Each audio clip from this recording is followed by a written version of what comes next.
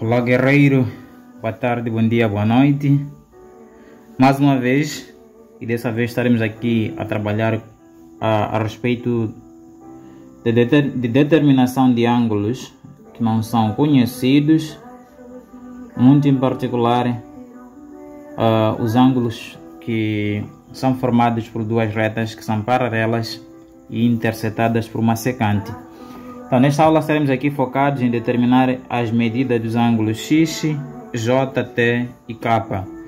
Este conteúdo é para os alunos da 8ª classe e muito mais em particular a questão dos alunos que se encontram na 7ª classe. Já se avizinham ali as avaliações provinciais, e já daqui a 3 dias estarão ali a fazer a avaliação trimestral de matemática, e este aqui é um conteúdo que se viu nesse trimestre, então achei melhor passar por aqui para poder gravar esta aula e dar ali os palpites, os suportes de como é que você deve caminhar na resolução de exercício desta natureza.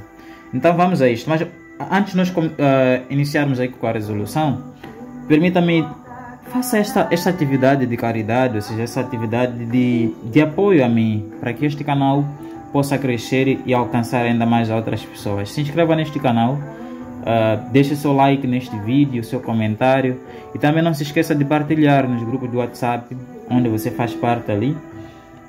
Deixa seu like e ative o sininho para que tudo aquilo quando for aqui a ser publicado, você venha a ser uma das primeiras pessoas, ou seja, venha a ser a primeira pessoa a ter a informação logo em primeira mão. Como eu estava aqui a dizer, vamos aqui nos dedicar na aula de hoje na determinação dos ângulos não são conhecidos nessa nossa figura. Existe aqui a nossa pergunta. Na figura abaixo, as retas R e S, temos aqui a nossa reta R e temos aqui a nossa reta S, são paralelas. Então, se são duas retas paralelas e intersetadas pela secante, essa nossa reta aqui, a reta N, os ângulos que são formados aqui têm alguns nomes específicos. Não é?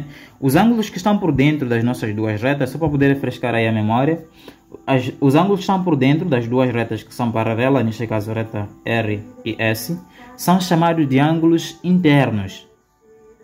Então, dentro dos ângulos internos, nós encontramos os ângulos que são internos alternos, ou seja, ângulos alternos internos. Então, nós temos aqui o ângulo X e T, são chamados de ângulos alternos internos. Se aqui tivéssemos mais um outro ângulo, chamaríamos este ângulo com este outro de alternos internos. Por fora também nós temos aqui o ângulo que aqui já se conhece a sua medida, tem o seu ângulo. Já que estão por fora das duas retas paralelas, a reta R e S, são chamados de ângulos externos, porque estão por fora. Também este ângulo é chamado de ângulo alterno externo com relação ao ângulo K. O ângulo que estivesse... Aqui nós não temos este pedido, mas se aqui aparecesse mais um outro ângulo, chamaríamos nós este ângulo de alterno externo com relação ao ângulo que estivesse aqui. Então, por fora nós temos os ângulos alternos externos, por dentro nós temos os ângulos alternos internos. Fora disto, também temos os ângulos chamados de ângulos correspondentes. Ou seja, o ângulo que é correspondente deste encontra-se também do mesmo lado, mas dentro das duas retas RS, que são paralelas neste caso aqui. Então, o ângulo que é correspondente a 60 graus é este aqui, o ângulo J. O ângulo que é correspondente ao ângulo que estivesse aqui também está por dentro, neste caso seria o ângulo T.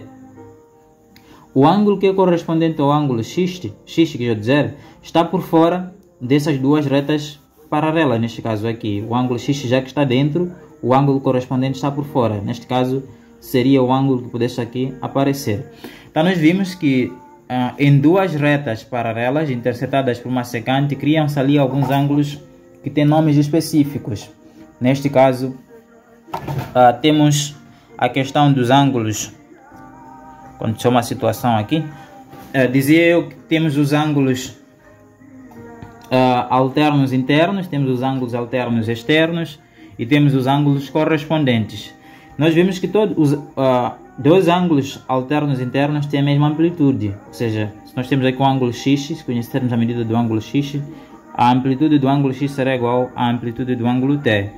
Então, para começarmos aqui a trabalhar com o processo da resolução, note que se adicionarmos a medida deste ângulo aqui, a amplitude deste ângulo que não é conhecida, por este, iria se formar aqui um ângulo desta natureza.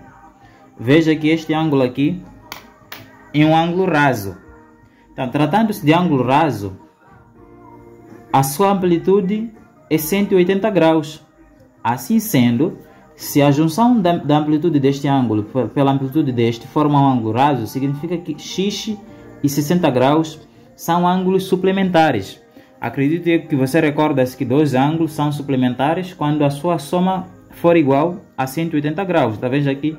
Ao adicionar a medida do ângulo x pela medida deste ângulo, que é 60 graus, forma-se aqui um ângulo raso. Então, significa que x e 60 graus são ângulos suplementares. Então, nós podemos aqui dizer 60 graus e o ângulo x são suplementares.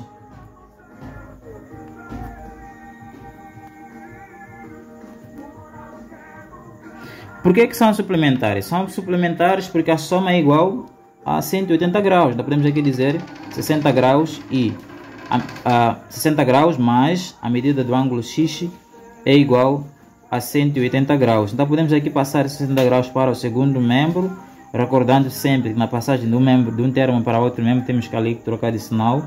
Teríamos a medida do ângulo x é igual a 180 graus menos 60 graus. Então, a medida do ângulo x é igual, temos ali 180 menos 60, temos ali 120 graus. Então, x é igual a 120 graus. Então, podemos aqui dizer que x é igual a 120 graus, já calculamos ali usando o conceito de ângulos suplementares. Agora, veja que existe aqui uma relação entre o ângulo x com o ângulo t. Qual é essa relação que existe? Nós vimos que x e t são ângulos que estão dentro das duas retas que são paralelas, que não têm pontos em comum, e estão aqui intersetadas por uma secante, que cria logo o ângulo x e o ângulo t.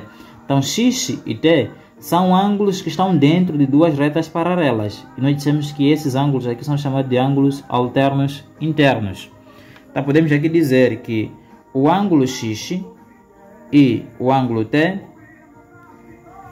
são alternos internos.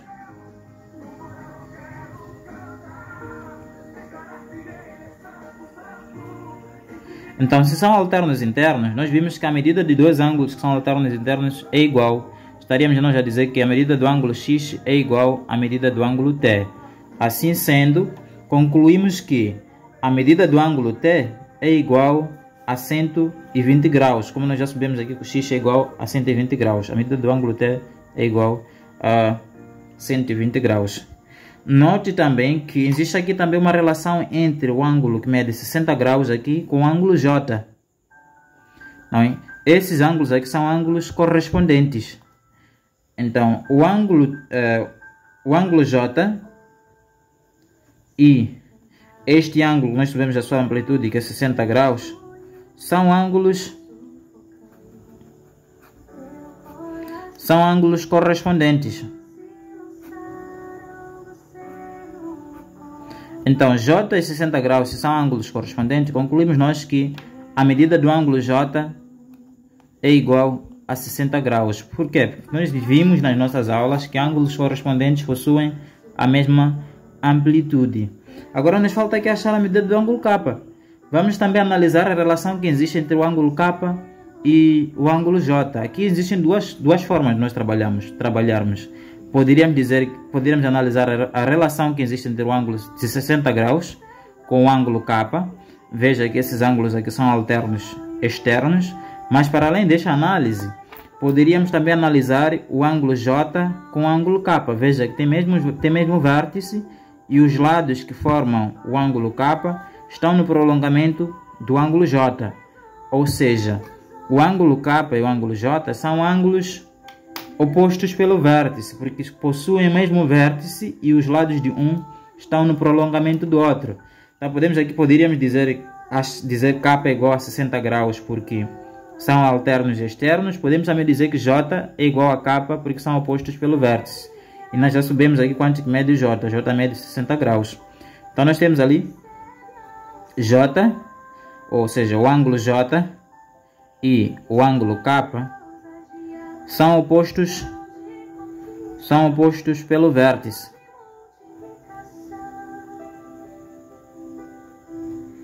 Então, se são opostos pelo vértice, a medida do ângulo K é igual à medida do ângulo J. Vimos nós quanto que mede o ângulo J. O ângulo J mede ali 60 graus. Então, teremos a concluir aqui que a medida do ângulo K é igual a 60 graus. Então, é isto, pessoal. Simples, prático, trabalhar com a questão de determinação de ângulos desconhecidos. Basta você conhecer conceitos, ter isto bem claro dentro de si. Quando é que dois ângulos são ângulos alternos externos? Quando é que dois ângulos são ângulos alternos internos? Quando é que dois ângulos são ângulos correspondentes? Quando é que dois ângulos são ângulos opostos pelo vértice? Quando é que dois ângulos são ângulos suplementares?